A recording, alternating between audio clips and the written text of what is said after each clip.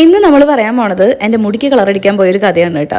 കാലത്ത് തന്നെ എണീറ്റ് അമ്പലത്തിലൊക്കെ പോയി ഒന്ന് തൊഴുത് ഇന്നത്തെ ദിവസം സൂപ്പറാവണമെന്ന് പ്രാർത്ഥിച്ച് നമ്മൾ നേരെ പോകുന്നത് തൃശ്ശൂരുള്ള ഫാബ് സിഗ്നേച്ചർ സലൂണിലോട്ടാണ് കേട്ടോ.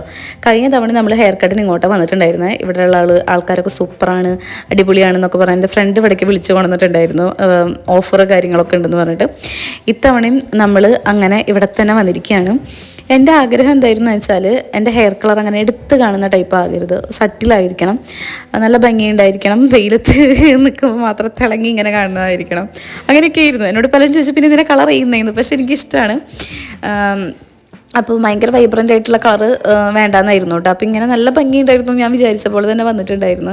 5 വർഷങ്ങൾക്ക് ശേഷമാണ് ഹെയർ കളർ ചെയ്യുന്നത്. അതിൻ്റെ ഭയങ്കര സന്തോഷമുണ്ട് കേട്ടോ എനിക്ക്. അതിൻ്റെ ഷോഫി വീഡിയോയിൽ കാണാം. പിന്നെ നമ്മൾ മുന്നേ ചെയ്ത് ചെയ്യുന്നതായിരുന്നു. അപ്പോൾ എൻ്റെ ഹെയറിന് ഒരു ഡാമേജും ഉണ്ടായിരുന്നില്ല കേട്ടോ. പിന്നീട് നമ്മൾ നാട്ടിൽ വന്നിട്ട് 2 തവണ ചെയ്തേ പിന്നെ എൻ്റെ മുടി ആകെ പോക്കായിരുന്നു. അപ്പോൾ അതിൻ്റെ ഒരു ടെൻഷൻ ഉണ്ട് കേട്ടോ. നമ്മുടെ വണ്ടി ഇവിടെ പാർക്ക് ചെയ്യുന്നുണ്ട്, 2 വീലറിലാണ് കേട്ടോ വന്നിട്ടുള്ളത്. പിന്നെ നമ്മൾ നേരെ വിട്ടത് വെസ്റ്റ് സൈഡിലാണ്. എല്ലാവരുടെയും ഇങ്ങനെ മിറർ കാണുമ്പോൾ ഞാൻ എൻ്റെ ഹെയർ കളർ ചെയ്തത് ഭംഗി ഇങ്ങനെ ആസ്വദിച്ചുകൊണ്ടിരിക്കുകയാണ് കേട്ടോ. കുറേ ബ്രേക്കേജ് ഉണ്ട് ഹെയറിൽ. അത് സലൂണിലുള്ളവരൊക്കെ പറഞ്ഞു കേട്ടോ ഹെയർ നന്നായിട്ട് ഡാമേജ് ആയിട്ടുണ്ടെന്ന്.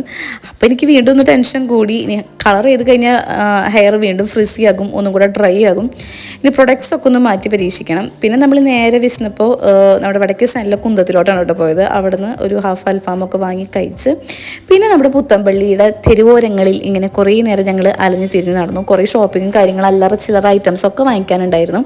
പിന്നെ പുത്തമ്പള്ളിയുടെ അവിടെ സ്ട്രീറ്റിലുള്ള ഈ ടോയ്സിൻ്റെ ഷോപ്പ് ഉണ്ടല്ലോ, എല്ലാ തവണ ഇവിടെ വരുമ്പോഴും ഞങ്ങൾ ഈ കടയിൽ കയറാറുണ്ട് കേട്ടോ. ഒരാവശ്യമില്ലെങ്കിലും ഒന്നും വാങ്ങിക്കില്ലെങ്കിലും എല്ലാ ടോയ്സും നോക്കി അതിൻ്റെ ഭംഗിയൊക്കെ ആസ്വദിച്ച് കുറേ നേരം ഇങ്ങനെ നിൽക്കും കേട്ടോ. ഇത്തവണയും നമ്മളൊന്നും വാങ്ങിയിട്ടൊന്നുമില്ല, ആമിക്കുട്ടിക്കൊന്നും വാങ്ങിയിട്ടൊന്നുമില്ല.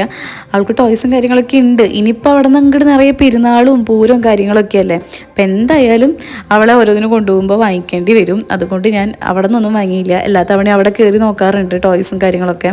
ആമീരെ പെപ്പാപ്പിക്കും കാര്യങ്ങളൊക്കെ ഉണ്ടായിരുന്നു കേട്ടോ. അപ്പോൾ അതൊക്കെ ഒന്ന് നമ്മൾ പരതി നോക്കി. പിന്നെ നേരെ വന്നത് ബെല്ലാമരിയിലോട്ടാണ്. ഇതിന് മുന്നേ പ്രൈഡ് അങ്ങനെ കുറേ കടകൾ മാറി മാറി കയറി കേട്ടോ. നമുക്ക് കുറേ അല്ലറ ചില്ലറ സാധനങ്ങളാണെങ്കിലും കുഞ്ഞു കുഞ്ഞു സാധനങ്ങളാണെങ്കിലും അത്യാവശ്യമുള്ള സാധനങ്ങളാണ്, കല്യാണമൊക്കെ അല്ലേ വരുന്നത്. അപ്പോൾ ഒത്തിരി ഐറ്റംസ് വാങ്ങിക്കാനുണ്ട്. എൻ്റെ ഡ്രസ്സിന് മാച്ചുള്ള ഇയറിങ്സ് കിട്ടാനില്ല അതെ. അപ്പോൾ ഞാൻ കുറേ തപ്പി നോക്കി, ഇവിടെ നിന്ന് കിട്ടുമെന്ന് വിചാരിച്ചു, പക്ഷേ ഇവിടെ നിന്നും കിട്ടിയില്ല. അപ്പോൾ ഇന്നത്തെ വ്ളോഗ് ഇത്രയേ ഉള്ളൂ. ഇഷ്ടപ്പെട്ടെങ്കിൽ ലൈക്ക് ചെയ്യാനും ഷെയർ ചെയ്യാനും കമൻറ്റ് ചെയ്യാനും മറക്കരുത്. ബൈ.